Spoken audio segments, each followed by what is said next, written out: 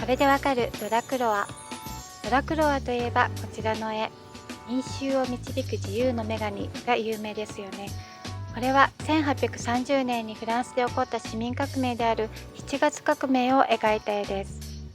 この中央の女性は人間ではなくフランス共和国の擬人化されたイメージで自由の女神として知られています。このクリジア帽は自由の象徴。この絵の特徴はいろいろな階級の人がいることです。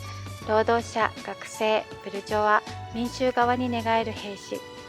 ちなみにここにいるのはドラクロワ本人なのではないかと言われています。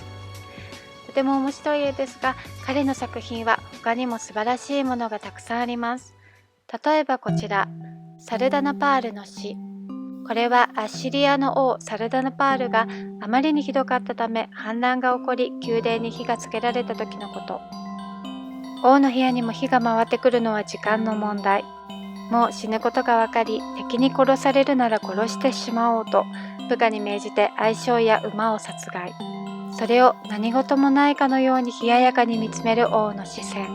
火はこの部屋に回ってくる前ですが、この赤い色がその先を連想させますね。この赤の鮮やかさと女性の肌の白さのコントラストが見事です。さて、どんな画家だったのでしょう。彼の生涯を覗いてみましょう。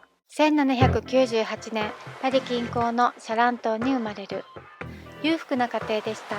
父は外交官シャルル・フランソワ・ドラクロワですが、血のつながった父として推測されているのは有力な政治家であったタレーラン。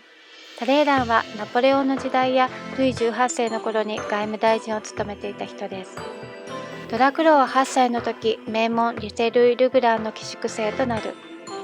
17歳の時に新古典派主義の画家ピエール・ナルシス・ゲランの画塾に入門。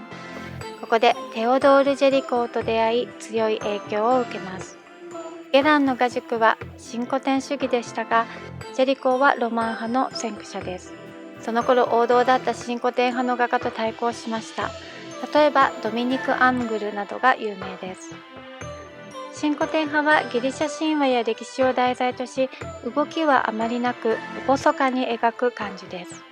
ロマン派は現実に起こっていることを躍動的な描写で感情を表現するスタイルでした。ドラクロは18歳の時、エコール・デ・ボザールに入学します。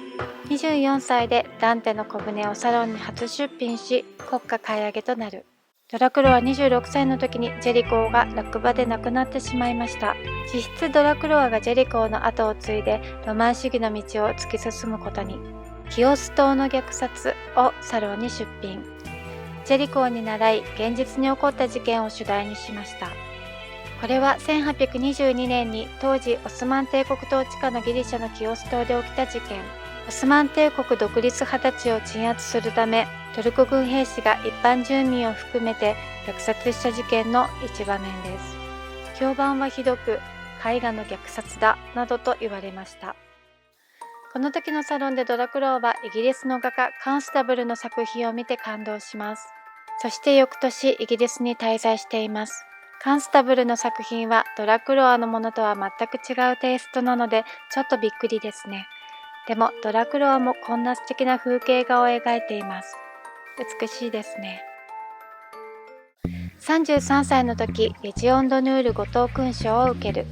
サロンに民衆を率いる自由の女神を出品。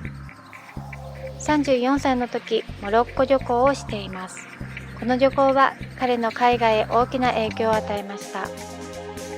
パリへの手紙で、見るものすべてに圧倒されていますと書いています。こちらの絵をご覧ください。アルジェの女たち。オダリスクと呼ばれるハレムで奉仕する彼女たち。オダリスクはいろいろな画家が描いていて、ライバルであるアングルなども描いていますが、官能的な表現として、またラフを描く口実として流行っていました。ですがこの絵は衣服をまとっていて、日常の一場面を描いていて珍しいパターンです。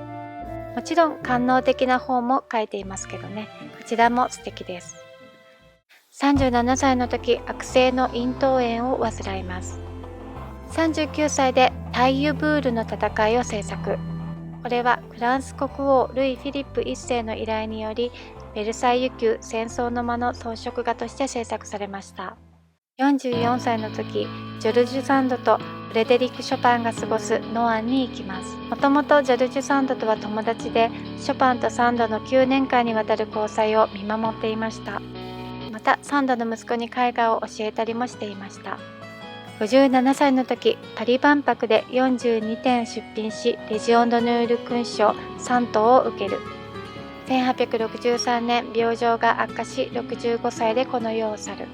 ロマン派の画家として当時の主流派だった新古典主義と対立したドラクロワ。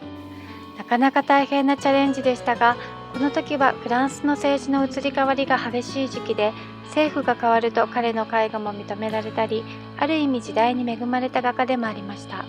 では最後にドラクロワの他の作品を見ながらお別れいたしましょう。ご視聴ありがとうございました。